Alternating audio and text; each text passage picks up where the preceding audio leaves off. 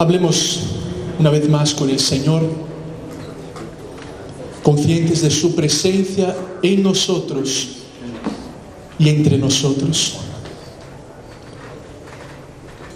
Gracias, Señor, por el regalo de este fin de semana, por el regalo de tu presencia entre nosotros, por medio de tu Espíritu Santo que vive en nosotros gracias al sacrificio de Cristo en nuestro lugar.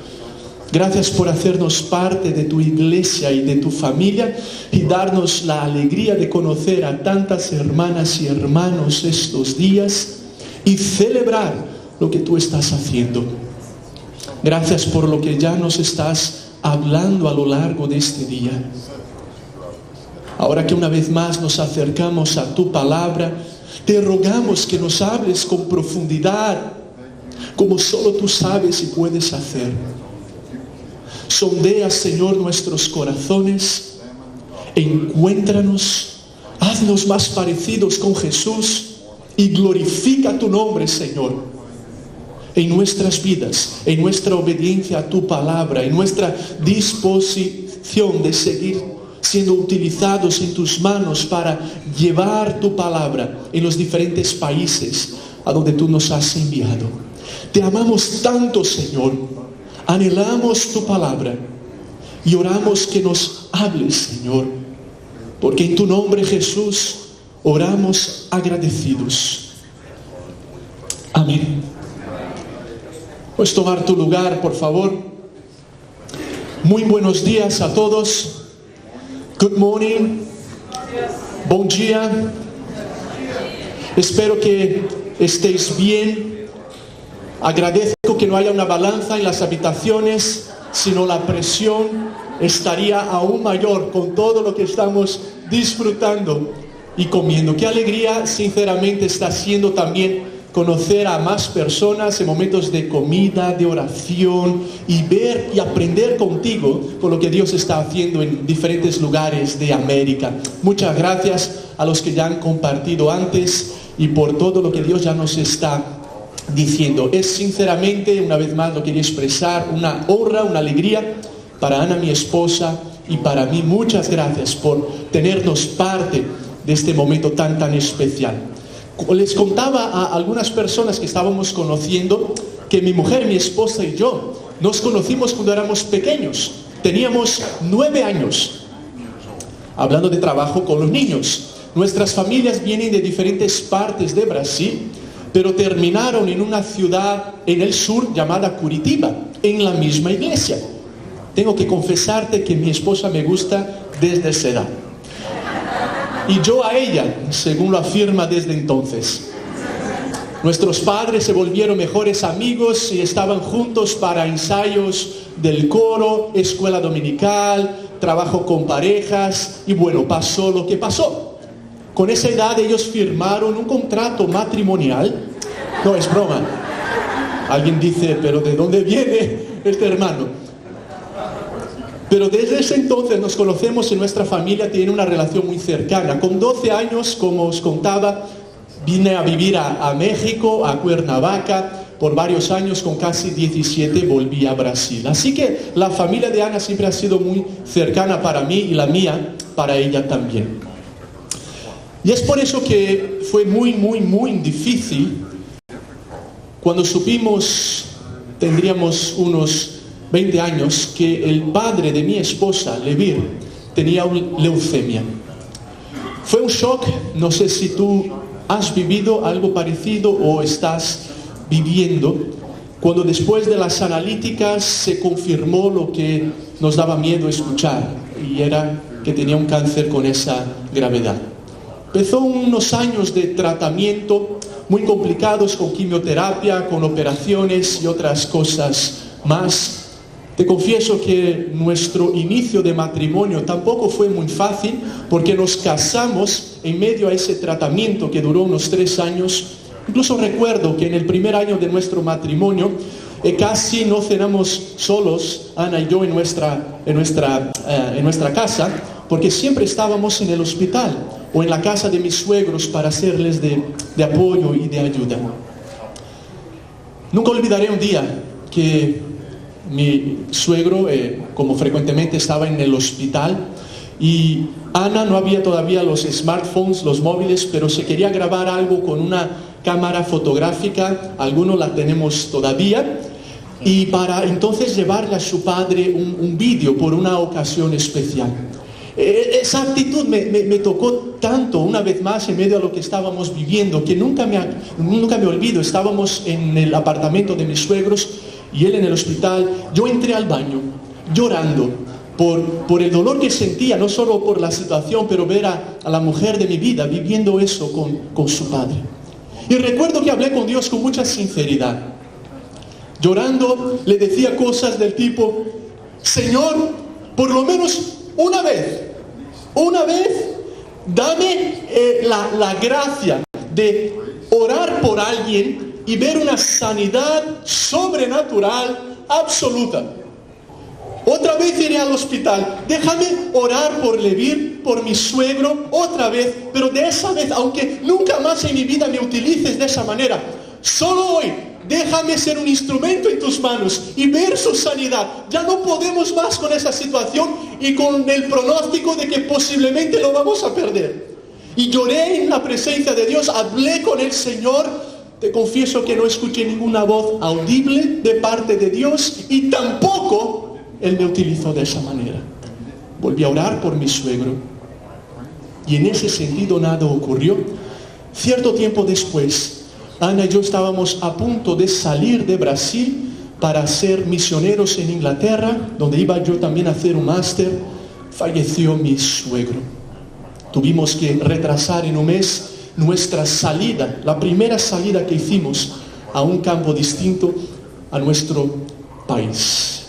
Y mi esposa entonces dejó a su madre, a su hermana, después de 3 años con esa lucha de la leucemia. Pasó un tiempo y vivimos en Inglaterra, reunido por más de 2 años. Y después de Inglaterra estuvimos 4 meses en Escocia, donde estaba terminando mi investigación de ese máster de interpretación de la Biblia, cuando supimos otra noticia inesperada. Y es que a mí me detectaron un cáncer. Fue un shock, naturalmente, no lo esperábamos. Y lo que me venía a la mente es: Señor, no puedo contemplar la posibilidad de que mi esposa vuelva a vivir algo así como hemos vivido, pero ahora conmigo. Ojalá nunca lo hayas vivido, pero si has estado en esos momentos, vivirás esas semanas y meses que son aterradores, porque esperas las noticias, los resultados de los médicos y no sabes exactamente qué es lo que tienes o no tienes, es algo gordo o no tanto. Para encurtar la historia, en la providencia divina, lo mío estaba limitado. Me operaron, tuve solo una sesión de quimioterapia y por gracia de Dios, eso ya ha pasado más de 8 años y nunca he tenido nada. Y tuve una sanidad absoluta, Dios utilizando la medicina.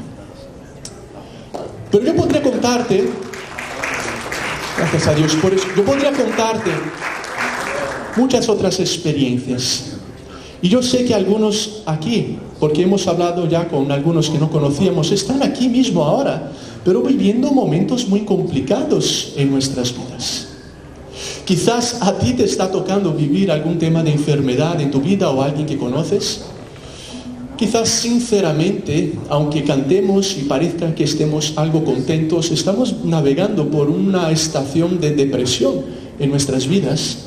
Puede que esa persona que has amado por muchos años te ha abandonado. Lo que nunca pensamos que nuestra familia viviría, ahora lo estamos viviendo. Tal vez tengas un hijo que está luchando con esa adicción, tú sabes, que está metido en drogas, pornografía o adicciones que le están destruyendo, y sigues orando años y años y no has visto todavía la mano de Dios librando y sanando y transformando esta situación. Puede que algunos estamos en nuestros ministerios, en el trabajo al que Dios nos llamó a ejercer, frustrados, porque no vemos los resultados que nos gustaría ver, o que leemos sobre otros que sí lo están experimentando, o vemos en otros contextos y países gente que sí lo está experimentando, y parece ser que solo vemos sequía, soledad, en lo que nosotros estamos haciendo. Ojalá no estés viviendo momentos así. Pero vamos a ser honestos, somos humanos. Y si no lo estamos viviendo, quizás lo hayamos vivido o viviremos también. Y el dolor tocará nuestra puerta en diferentes áreas de nuestras vidas. Y una de ellas, que muchas veces es inesperada, es sorprendente y duele mucho, es exactamente ese dolor y ese sufrimiento que tantas veces viene acompañado en el cumplimiento de nuestro llamado. O sea, estoy haciendo lo que Dios me llamó a hacer, y es precisamente por esa razón que estoy viviendo esa clase de situación. Es exactamente porque creo que estoy obedeciendo a Dios que estoy viviendo esta preocupación, esta tensión, esta situación.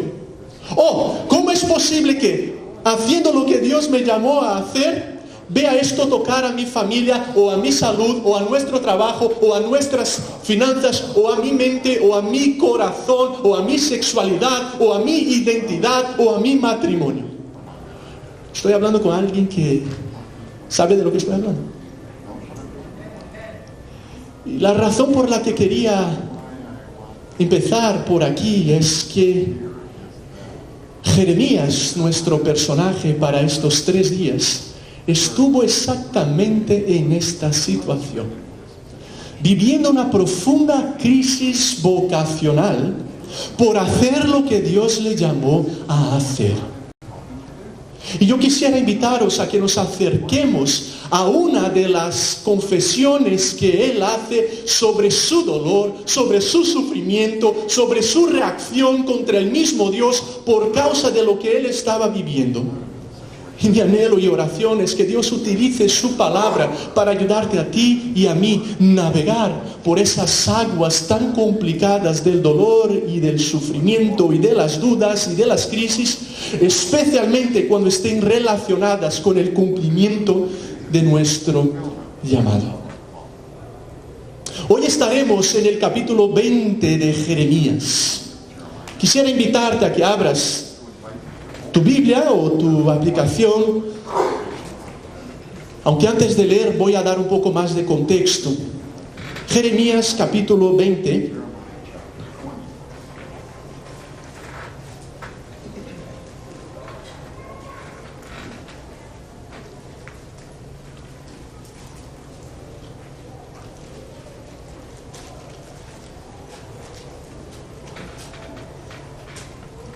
Aunque si vas a abrirlo en tu celular o en tu móvil, solo cuidado para que esto no te vaya a pasar alguno de estos días, por favor.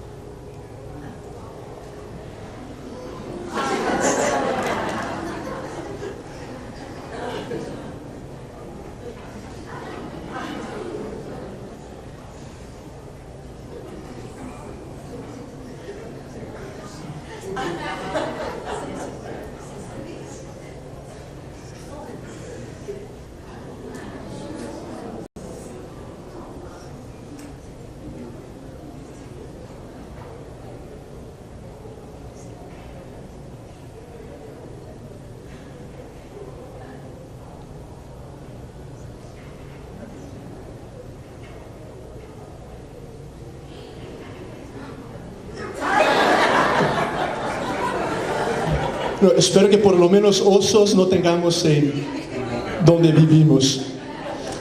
Bueno, volviendo a la palabra, Jeremías capítulo 20. Quiero recordarte que ayer iniciamos en el primer capítulo, reflexionando juntos sobre ese impresionante llamado de Dios en la vida de Jeremías.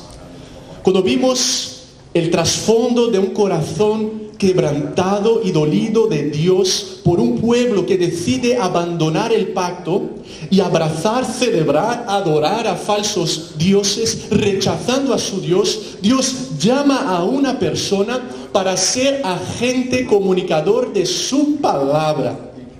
Y utiliza por tanto a Jeremías como otros profetas con un propósito principal. Este es el principal propósito del ministerio profético en el Antiguo Testamento. Y era llamar al pueblo de regreso al pacto. Era recordar al pueblo lo que habían tenido como compromiso con Dios, de la gracia de Dios expresada en la liberación del pueblo de Egipto, de que aunque tenían leyes, vivían también por esa gracia que siempre antecede la ley. Dios, sin que lo merecieran, libera al pueblo, los hace suyo, son sus hijos, su pueblo, su familia, su nación, agentes para bendecir a todas las naciones del mundo. Pero que ahora abandonan su compromiso, su pacto con Dios, su amor, su relación. Son como una prostituta, en palabras del mismo Dios, durmiendo con otros falsos dioses. Y ahora llama a Dios a Jeremías, como llamó a otros en su caso, para llamar al pueblo de Judá, a la nación del sur, a que volviera a Dios y abandonase sus malos caminos que se perpetuaban ya por décadas y décadas y décadas. El llamado de Jeremías, lo vimos ayer, fue impresionante. Y era un joven de unos 16 o 18 años que se sentía incapacitado, pero convencido de que Dios es quien origina, inicia, sostiene, provee, es enviado por Dios para profetizar a Judá e incluso a otras naciones. Jeremías inicia su ministerio profético, comunica la palabra de Dios, con la esperanza, seguramente, de que vería la mano de Dios transformando por medio de su palabra los corazones del pueblo. Lo que quizás las reformas del rey Josías no habían podido hacer, la palabra de Dios a través de nuestro ministerio profético sí lo hará. Dios me utilizará. Y seguramente, como muchos, arranca su ministerio profético con mucha presión, con mucho respeto, pero con la esperanza y la expectativa de que Dios haría algo transformador en el pueblo. Y así inicia este joven con 16, 18 años. Ayer veíamos que predica por cerca de 40 años. El capítulo 19 ahora, que tenemos que saltar, no sabemos cuántos años tenía, pero es posible que ya llevase algunos meses o incluso varios años profetizando. El capítulo 19 trae una de las profecías más claras y duras de parte de Dios, cuando claramente le recuerda a Judá que aunque le amaba y tenía planes de redención, de perdón, de arrepentimiento, la desobediencia del pueblo, la rebeldía del pueblo le causaba a Dios una santa ira, y el juicio claro, cierto, justo de Dios recaería sobre su pueblo. Y fíjate, en el 19 Dios les dice, por ejemplo, en el versículo 1, lo siguiente: así dice el Señor a Jeremías: ve a un alfarero y cómprale un cántaro de barro. Pide luego que te acompañen algunos de los ancianos, de los líderes del pueblo y de los ancianos de los sacerdotes. Versículo 10 de Jeremías 19. Ahora, rompe después el cántaro en 1000 pedazos, Jeremías, a la vista de los hombres que te acompañaron, y adviérteles que así dice el Señor Todopoderoso: voy a hacer pedazos a esta nación y a esta ciudad, a Jerusalén, como quien hace pedazos un cántaro de alfarero. Luego el versículo 15. Así dice el Señor Todopoderoso, el Dios de Israel: como esta ciudad y todos sus pueblos vecinos se han obstinado en desobedecer mis palabras, voy a mandarles toda la calamidad que les había prometido.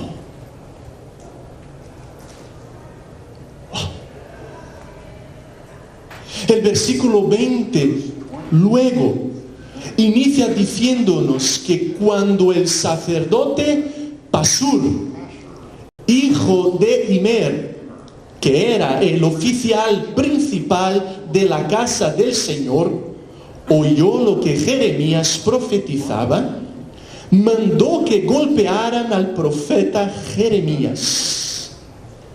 Y luego sigue el texto. Después de años profetizando, vivían experiencias muy difíciles de rechazo.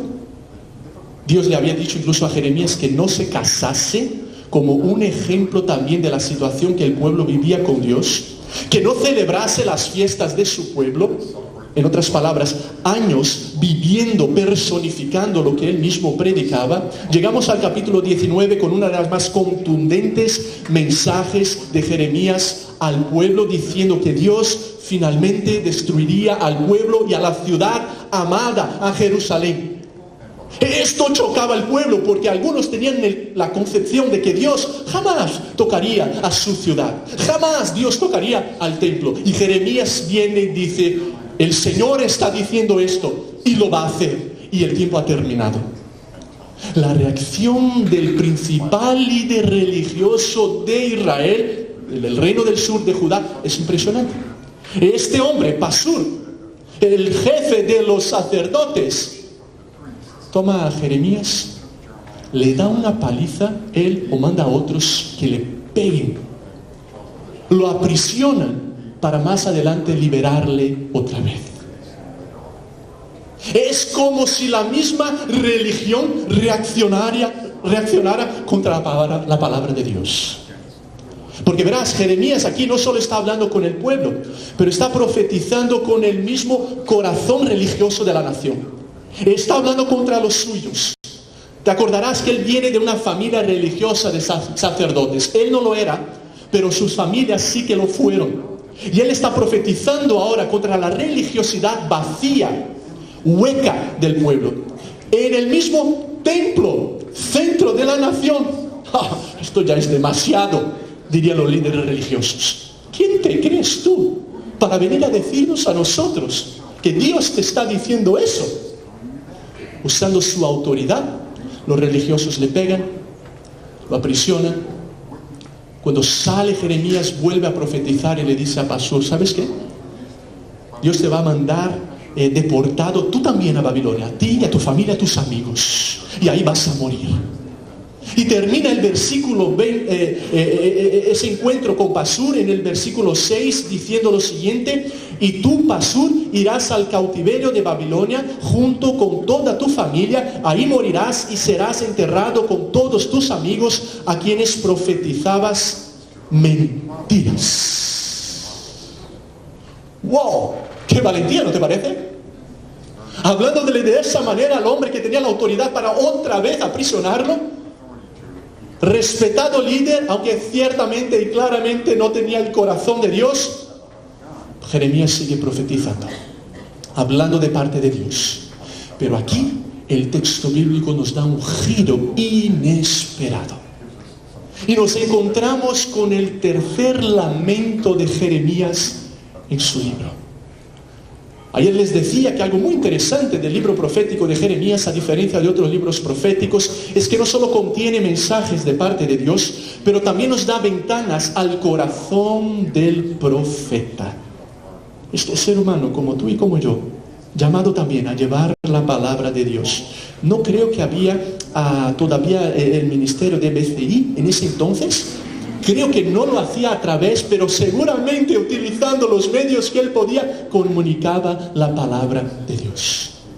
Y el giro ahora viene en el capítulo 20, donde vamos a acampar en los próximos minutos, cuando Jeremías entonces dice lo que algunos, incluso en nuestros días, preferimos tapar los oídos para no escuchar a alguien hablando de esa manera con Dios. Jeremías 27, una oración de Jeremías. La crisis de Jeremías expuesta delante del Señor, cuando dice: me sedujiste, Señor, y yo me dejé seducir.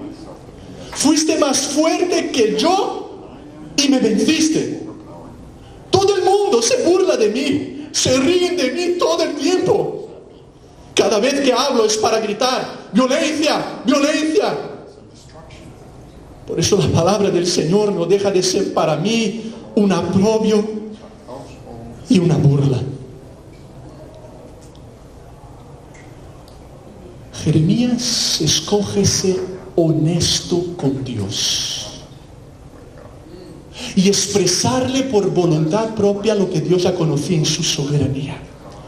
Desnuda su corazón delante del Dios Todopoderoso que la había llamado y empieza diciéndole: tú me engañaste. Es interesantísimo estudiar el original hebreo de las palabras utilizadas por Jeremías, y se podría traducir como: tú me convenciste, tú me sedujiste, o también tú me engañaste. Fuiste más fuerte que yo. Y la palabra utilizada para decir fuiste más fuerte que yo es la misma palabra utilizada en otros momentos del Antiguo Testamento para decir lo que un hombre le hacía a una mujer cuando quería aprovecharse o violar o abusar a esa mujer. Utilizándose de su fuerza, hace lo que quería. En otras palabras, lo que Jeremías está diciendo: Señor, has abusado de mí. Te has pasado. Eres más fuerte que yo. Y te pasaste conmigo. En otras palabras, me llamaste a hacer algo, pero no me dijiste todo lo que eso conllevaría. Me llamaste a una misión, pero no me dijiste que sería tan difícil, tan complicado, que me abandonarían, que me rechazarían, que me pegarían, que me dejarían, que no tendría amigos ni familia. Eso sonó muy especial en el capítulo 1, pero ahora que miro estos cuantos años, mi conclusión, sinceramente, Dios, es que me has engañado, abusaste de mí, eres más fuerte, no te pude resistir, no quería ser profeta, no quería hablar de eso, tú me llamaste, es tu llamado, Señor, mira dónde me encuentro. Esto es lo que está viviendo el profeta. ¿Te has sentido alguna vez en esta situación? Claro, si eres como yo, me cuesta hablar con Dios así. Pero parece ser que en la Biblia a muchos no les costó. Jeremías expresa en oración un lamento. Nos recuerda incluso un tercio de los salmos. Muchas gracias, hermano. Coca-Cola no tenemos por casual. No. Jeremías nos recuerda un tercio de los salmos que son descritos como salmos de lamento.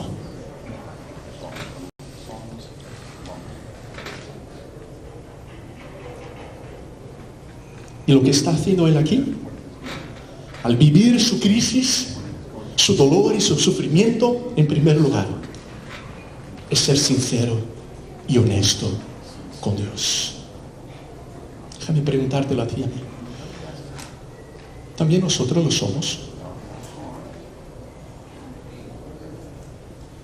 Es cierto que, y yo el primero, quizás por conocer a Dios de manera parcial o por preocuparme con la presión social que incluso mi iglesia o el movimiento en el que estoy o la vida evangélica puede causar, disfrazo y pongo una máscara y mis propias emociones delante del Dios que ya me conoce. Y parece ser que Jeremías nos da un ejemplo que a Dios no le choca la sinceridad de los suyos. La cuestión no es si somos sinceros o no con Dios. La cuestión es si lo hacemos con Dios o a las espaldas de Dios.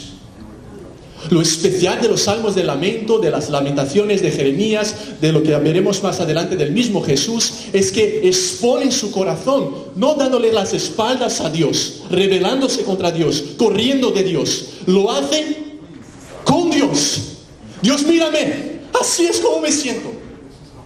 Y hablan con Dios. Y parece ser que a Dios le agrada, porque ha inspirado muchos textos en la Biblia que seres humanos que le conocen y saben que pueden ser sinceros con su papá celestial, desnuden su corazón y digan: Señor, no entiendo, Señor, tengo preguntas, Señor, no sé qué hacer, Señor, me duele, Señor, no tengo las respuestas, así estoy. Por cierto, todo eso no pensé que lo viviríamos, porque cuando tú me llamaste yo entendí que íbamos por otra dirección. Y sinceramente casi siento que tú me has engañado. Tú me dijiste que cuando orase eso pasaría, y no pasa. Tú me dijiste que cuando predicase eso ocurriría, y no pasa.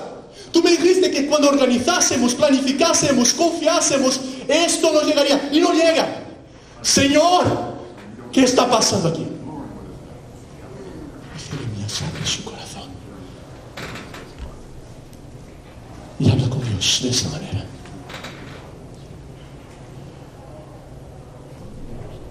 Lo interesante es percibir la fuente de la frustración de Jeremías. ¿Por qué tiene esa crisis vocacional tan profunda? El texto nos lo revela. Verás, seguimos leyendo en el versículo 9 de Jeremías 20, cuando él dice: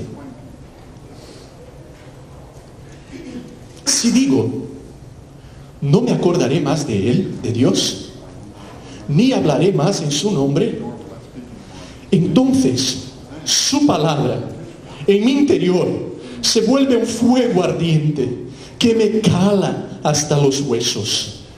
He hecho todo lo posible por contenerla, pero ya no puedo más.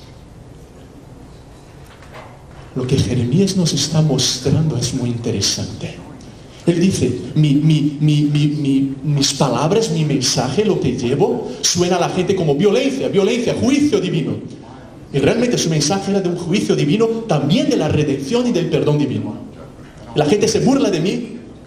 Me han abandonado mis amigos, los más cercanos, no quieren saber de mí porque no creen que estoy hablando de parte de Dios, no ven resultado. Y fíjate, la misma misericordia de Dios esperando y más años para el juicio, es incluso un atenuante en mi sufrimiento, porque Dios no está trayendo el juicio del cual yo estoy hablando. Y aunque esos años son misericordia de Dios, esperando el arrepentimiento del pueblo, yo me veo como un tonto que sigue diciendo, Dios va a juzgar, Dios va a juzgar, Dios va a juzgar. Y la dije, ya cállate, Dios no lo ha hecho, no lo va a hacer.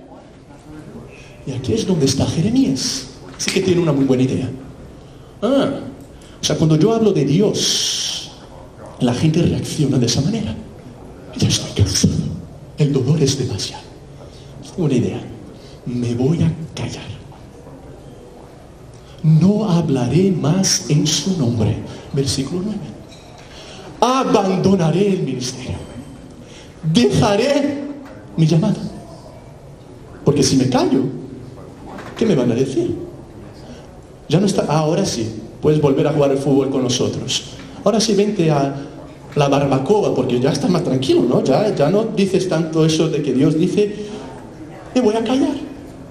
No habrá reacción de la gente y estaré tranquilo. Dios, hasta aquí hemos llegado. Ha sido un placer, o a veces no, pero ya no puedo más. Guardaré tus palabras y me callaré. Versículo 9. Pero aquí no termina la crisis de Jeremías. Porque fíjate lo que dice. El versículo 9 dice, si digo no me acordaré más de él y ni hablaré más en su nombre, entonces su palabra en mi interior se vuelve un fuego ardiente que me cala hasta los huesos. He hecho todo lo posible por contenerla, pero ya no puedo más. Es como un fuego en mis huesos. Fíjate lo que te está diciendo Jeremías. Me la voy a guardar. Guardo la palabra de Dios. Cierro la boca y no la saco. Pero esa palabra dentro de mí es como un fuego. Empieza a crecer, empieza a quemar. La tengo que sacar, la tengo que comunicar, la tengo que proclamar, tengo que profetizarla. Es como un fuego en mi interior. No la puedo contener. Dios me ha llamado y tengo que hacerlo. Tengo que sacarla, tengo que predicar. Y ahí es donde está mi crisis, dice él. Porque si me callo, tu palabra reacciona. Si profetizo, la gente reacciona. Pero si me la guardo, tu palabra reacciona dentro de mí. No puedo no hacerlo. Recordándonos luego las palabras de Pablo. Necesito, me es impuesta la necesidad de predicar el Evangelio. Ay de mí si no lo hiciera. No es una decisión mía. No es una buena elección. No se me dio lo de ser panadero o ser maestro. Quizás voy a predicar la palabra de Dios. ¡No! Esa palabra dentro de mí es como un fuego. Yo mismo he utilizado a veces esas palabras de Jeremías en un contexto de triunfo. Me encanta predicar. Su palabra es como un fuego dentro de mi ser. Oh, sí, es verdad. Pero lo que Jeremías nos está diciendo es en un momento, en un contexto de crisis. Dices, esa palabra es como un fuego. Quisiera que fuera distinto, pero no lo puedo negar. Está ahí, tiene que salir, tiene que ir, tiene que correr, tengo que predicar. Aunque la gente reaccione, aunque la gente me haga sufrir, aunque haya dolor, aunque haya pérdidas, aunque haya aparentes derrotas, no puedo parar. Seguiré profetizando, seguiré predicando, seguiré llevando su palabra, cueste lo que cueste, porque su palabra es como un fuego en mi interior. No la puedo contener. Tiene que salir por México, tiene que salir por Panamá, tiene que salir por Colombia, tiene que salir por España, tiene que correr por los niños, por los adolescentes, por los jóvenes, por los adultos y por los mayores. Tiene que encontrar este mundo y decirle que hay un Dios que les ama, cuyo corazón está quebrantado, pero envió a su Hijo que murió y resucitó, está vivo, reinando, salvando y transformando. Es como un fuego en mi interior. No la puedo contener. ¿Cómo te sientes tú? ¿Cómo nos sentimos? Y en esa crisis es él tan honesto, tan sincero, y le dice a Dios cómo se siente. Hermana y hermano, quiero animarte a que hagamos lo mismo. Ojalá no lleguemos a ese punto, pero si llegamos, recordemos que nuestro Padre no está asustado, listos para regañarnos por lo que tenemos en el corazón, por el pensamiento de abandonar, como si fuera un jefe tirano. Es el médico herido, que sabe todo lo que vivimos y sentimos, quien él mismo fue traicionado, abandonado y rechazado por llevar la palabra del Padre. Nos conoce y nos invita a hablarle y a vivir con él en autenticidad y decir cómo estamos, cómo nos sentimos, y a quitarnos las máscaras y mostrarle a Dios por voluntad propia lo que él ya conoce en su soberanía. Y es interesante que después de decirle a Dios sinceramente, así me siento, hay que también recordar que Jeremías en el capítulo 1 sí que escuchó de parte de Dios que el llamamiento no era fácil. En momentos de crisis se nos olvidan las promesas de Dios. Eso es muy humano, pero hay que recordar que Dios sí nos ha llamado, hermanas y hermanos, a un maravilloso llamado, a una misión extraordinaria, pero nunca ha dicho que sería fácil. Nunca ha dicho que sería ausente de sufrimiento o de dolor. Jesús le dijo a sus seguidores: en este mundo tendrán aflicciones, dolor, sufrimiento, pero tened buen ánimo, porque yo he vencido el mundo. Cuando estudias la vida de hombres y mujeres que Dios ha usado a lo largo de la historia, incluyendo en la palabra de Dios, verás que sin excepción, su obediencia conllevó sufrimiento y dolor. Lo es con los profetas. Podemos avanzar al Nuevo Testamento y nos encontramos con el primo de Jesús, del que nos hablaba aquí ayer, Juan el Bautista. ¿Cómo terminó su vida? Le cortaron la cabeza. Podríamos hablar de los seguidores de Jesús. Pablo, ¿cómo terminó su vida? Martirizado en Roma, y en muchas ocasiones le pegaron. Vivió sufrimiento. Y en ese contexto dijo: todo lo puedo en Cristo que me fortalece.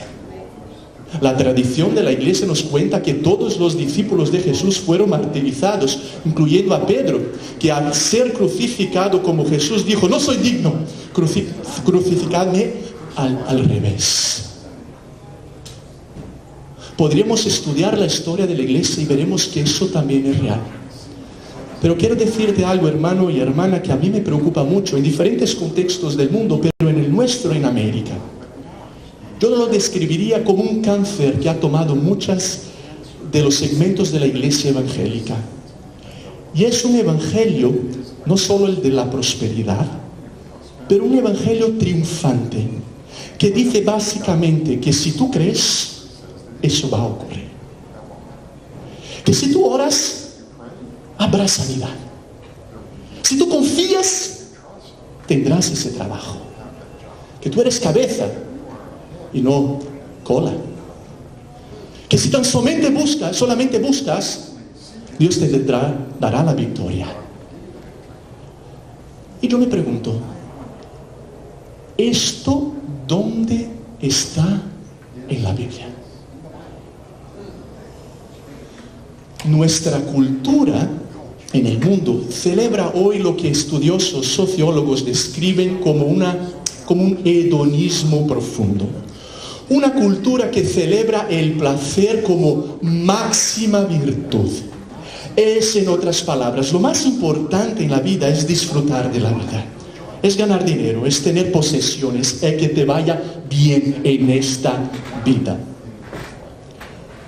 ¿No parece ser el mensaje que tantas veces vivimos, predicamos y esperamos incluso en el contexto evangélico en nuestra querida América? Jesús nos ha dicho desde el inicio, en este mundo tendréis dificultades. Y el mismo Jesús es el gran ejemplo que en el cumplimiento de su llamado terminó ¿dónde? En una cruz, sufriendo en nuestro lugar, torturado, colgado 6 horas, vivo antes de morir, y con un dolor impresionante, incomparable, no solo físico, emocional, pero también espiritual. Ese es nuestro Señor. Ese Jesús nos enseña a lo largo de su palabra que Dios no siempre hará lo que nosotros queremos que haga. Es cierto, hubo momentos de actividad divina sobrenatural, pero han sido en muchas ocasiones puntuales. Por ejemplo, los profetas Eliseo y Elías vieron la mano de Dios ejerciendo milagros a través de sus vidas, ¿no es cierto? Pero ¿qué me dices de Jeremías? ¿Cuántos milagros tenemos en Jeremías? Ninguno. Malaquías, ninguno. Obadías, ninguno. Malaquías, ninguno. Ezequiel, ninguno. Y podríamos hablar de cada uno de los otros profetas si no encontramos milagros de Dios. Milagro de la transformación de vidas. Pero las señales como en Eliseo y Elías, no. Llegamos en el Nuevo Testamento, encontramos en la vida de Juan el Bautista, ¿cuántos milagros? Que sepamos, ninguno. En Jesús y los apóstoles, varios. Pero te acordarás que un día Jesús llega al pozo de Betesda, donde mucha gente le esperaba para ser sanado, o por lo menos cuando agua se moviera, el que entrase en el pozo sería sanado, y Jesús se acerca, ¿no? Con permiso al ciego, con permiso al leproso, toca a uno enfermo, y ¿qué hace después? Se va. Y yo casi quiero gritar en la Biblia, pero Jesús ha faltado a algunos, Y alimenta a miles, pero no alimenta a todos. Hechos capítulo 4, Jesús utiliza a Juan y a Pedro para sanar a un chico, a un hombre ya de 40 años paralítico a la puerta del templo. ¿Te acuerdas? No tengo oro, no tengo plata, pero lo que tenemos en el nombre de Jesús, si te damos en el nombre de Jesús, levántate y anda. 40 años, y estaba todos los días. Muy bien. O sea que antes, hacía poco, Jesús había pasado por ese hombre, ¿no? ¿Por qué no lo sanó? No sé si Shirley sabe la respuesta, yo no. Dios es capaz de abrir el mar, ¿no es verdad? Claro que sí. Pero no te olvides que Dios abrió el mar después de 400 años de esclavitud del pueblo, ¿no? Y que hubo generación tras generación, tras generación, tras generación que murió sin ver el milagro de Dios. Y nosotros sí que decimos, cree, Dios abrirá el mar. Es verdad. Pero no dices, cree, aunque tú no veas nada, pasará a generar, vas a morir sin ver el milagro de Dios, pero sigue creyendo. ¿Veis cómo cogemos de la Biblia momentos específicos, los generalizamos y hoy los proclamamos como si Dios siempre fuera a actuar de esa manera? Cuidado con eso. Estamos causando mucho daño, muchas expectativas falsas, mucha gente decepcionada con Dios y con la fe. En manos muchas veces de líderes que no han hecho sus trabajos, interpretando las escrituras y discerniendo cómo Dios actúa. No quiero decir que Dios no haga los milagros y pueda hacer. Claro que sí, quizás mañana os cuente el milagro que es nuestro hijo. Nosotros pedimos y esperamos. Claro que sí, Él nos ha enseñado a hacerlo. Pero entendemos por la Biblia que muchas veces la respuesta del Señor será un no. No lo hará de esa manera. No te va a dar el trabajo. No te va a dar esa persona que amas. No vas a ser sanado. No vas a tener ese diploma con el que... ¡No! Pero quiero, hermanos, que hagamos un rescate a la realidad bíblica y veamos que la Biblia nos llama a esa clase de sinceridad, de un Dios que sí es soberano, pero no está a nuestro servicio. ¿Quién soy yo para decirle a Dios, yo determino esto o afirmo lo otro? ¿Quién le creo? Dios es Dios. Y Él hace como Él hace, cuando Él hace, como Él hace. Ahora Él sí me llama a ser honesto y sincero con Él. Así me siento, Dios. Y esa sinceridad, hermanas y hermanos, nos lleva al punto donde Jeremías fue llevado.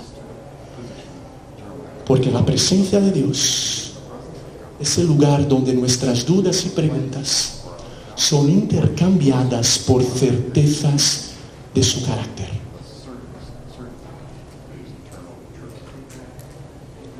La presencia de Dios es el lugar donde nuestras dudas y preguntas, crisis y cuestiones son intercambiadas por certezas de su carácter. No por respuestas, por certeza de quién Dios es.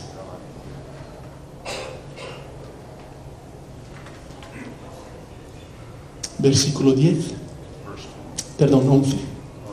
Sigue Jeremías diciendo: pero el Señor está conmigo, como un guerrero poderoso. Por eso los que me persiguen caerán y no podrán prevalecer. Fracasarán y quedarán avergonzados. Eterna será su deshonra, jamás será olvidada. Tú, Señor Todopoderoso, que me examinas al justo, que sondeas el corazón y la mente, hazme ver tu venganza sobre ellos, pues a ti he encomendado mi causa. Versículo 13. Cantad al Señor, alabadlo, Él salva a los pobres, da poder del poder de los malvados.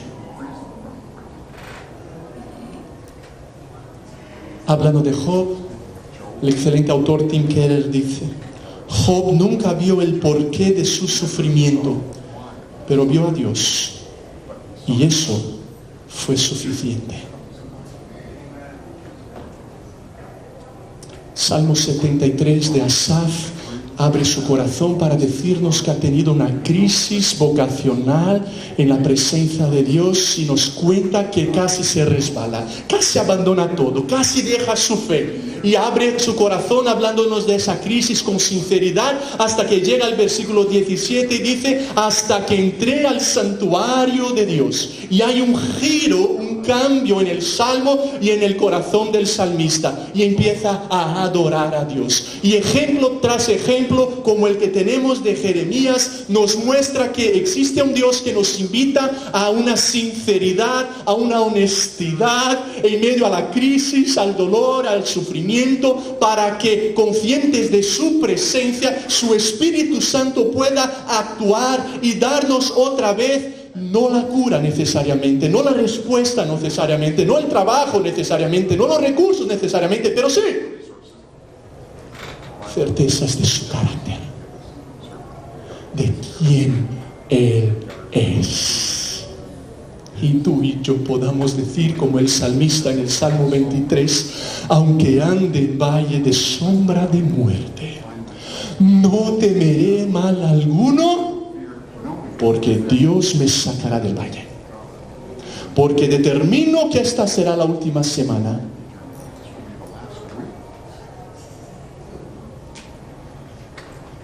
Porque tú estás conmigo.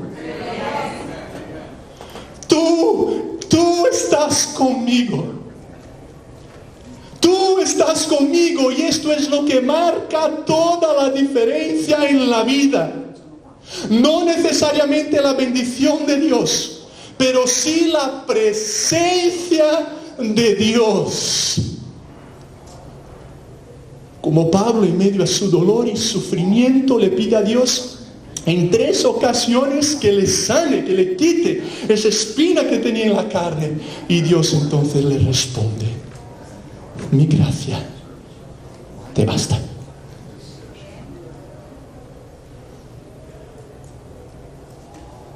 si el bienestar si el bienestar es la prioridad de nuestras vidas, jamás conoceremos la belleza de confiar solamente en la presencia de Dios en medio del sufrimiento. Tú podrías contar muchas historias, y yo también, y decirte que sinceramente en uno de los momentos donde más sentí algo especial de la parte del Señor en mi vida fueron días tocando la guitarra mientras estaba haciendo mi quimioterapia, confiando en el hecho de que Dios estaba conmigo. No es por tanto de sorprender que Jeremías, después de abrir su corazón, de decirle cómo se siente en medio a su llamado, es capaz en el versículo 3 de decir: cantad al Señor, alabadlo. Aunque todo esto me ha pasado,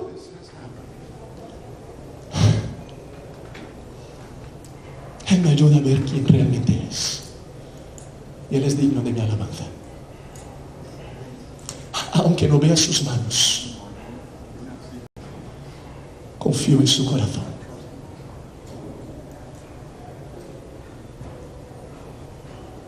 Sé en quién he creído. Casi imagino a Jeremías cantando, quizás te conoces esta canción. Mi corazón entona cuán grande es, cuán grande es mi corazón entona la canción, cuán grande es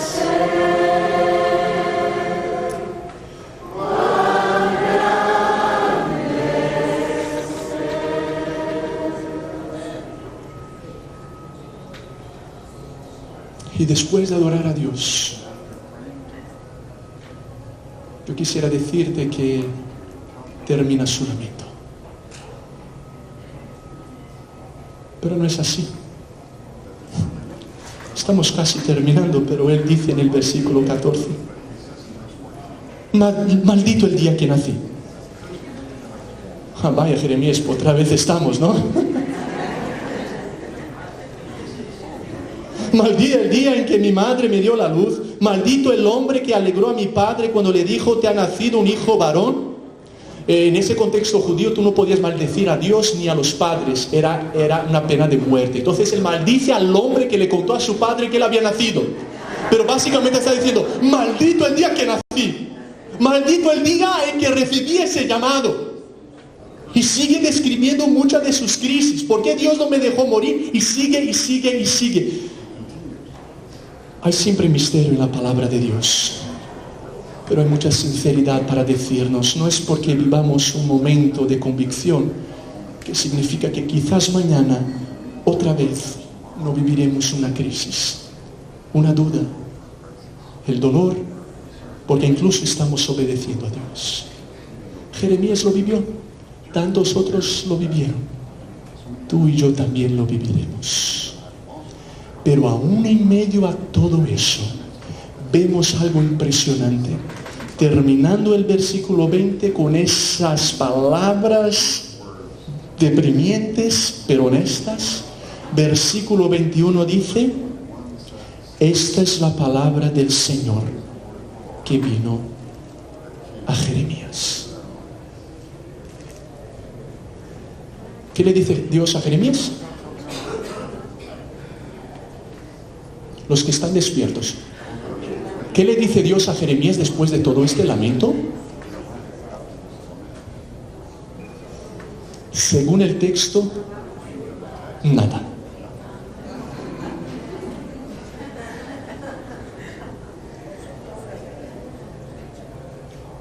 Pero la palabra del Señor vino a Jeremías. Sigue predicando. Sigue haciendo lo que te llamé a hacer. Sigue cumpliendo el llamado. Sigue abrazando la misión. Estoy contigo, prepárate, porque ahí viene otra vez. Toma mi palabra, proclama y profetiza. No tenemos más ninguna queja de Jeremías después. Quizás aprendió más, mejor. 40 años predica. Incluso después de la destrucción de Jerusalén, él sigue predicando hasta el final del libro. Y este hombre cumple lo que Dios le llamó a hacer. Y entiende, queridos hermanos, que el llamado no es una posibilidad para el éxito. No es un camino al dinero. No es manera de tener muchos seguidores en las redes sociales. El llamado es obediencia que involucra sufrimiento, sacrificio, dolor, crisis, interrogantes, preguntas, muchas veces enfermedades, abandono, pero el Dios que nos llamó es fiel para enviarnos, para seguir utilizándonos, y nos dice una vez más, la palabra del Señor viene a ti, sigue haciéndolo, sigue predicando, sigue liderando, sigue haciendo lo que Dios nos ha llamado a hacer. Personalmente, como MCI, sigamos, porque Dios sigue utilizándonos. Y nos llaman a una perseverancia sobrenatural. Y en medio a esos días de crisis y dificultades, viviremos cada día la maravillosa realidad que con Dios puedo ser honesto. Y en su presencia, donde vivimos siempre, las dudas son intercambiadas por certezas de su carácter. Que habrá momentos donde quizás Él decida hacer esos milagros porque Él es Dios y puede hacerlo, y tenemos todos muchas historias. Pediremos y confiaremos en eso. Pero muchas veces sentiremos lo que sintió Jeremías. No veremos la respuesta, quizás escucharemos silencio, pero en ese momento es tiempo de una vez más confiar en su corazón, recordar el llamado Jeremías 1 y recordar a quién servimos, quién nos llamó, quién es nuestro Dios, quien Él mismo experimentó todo eso al punto de que en la cruz Jesús también abre su corazón, citando otro salmo de lamento, el Salmo 22, y le dice al Padre, Dios mío, ¿por qué me has abandonado? Y Jesús nos da el ejemplo de apertura de corazón delante del Padre. Y Dios lo hizo por ti y por mí, para la salvación de la humanidad, para que después Jesús resucitara, enviara su Espíritu y nos dijera que fuéramos sus testigos por toda América y por todo el mundo, llevando su palabra. Aunque habrá dolor, sacrificio, en este mundo tendréis aflicciones, el cumplimiento del llamado no es fácil, pero perseverad, porque yo estoy con vosotros, con ustedes, todos los días hasta el fin del mundo. Ese es nuestro Dios. Vamos a hablar con Él.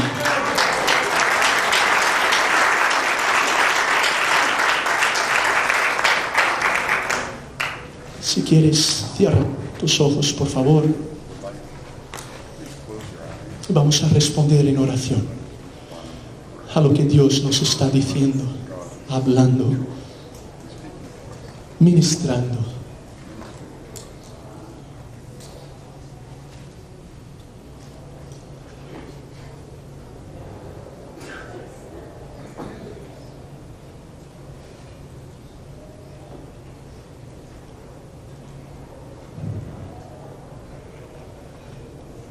Habla con el Señor.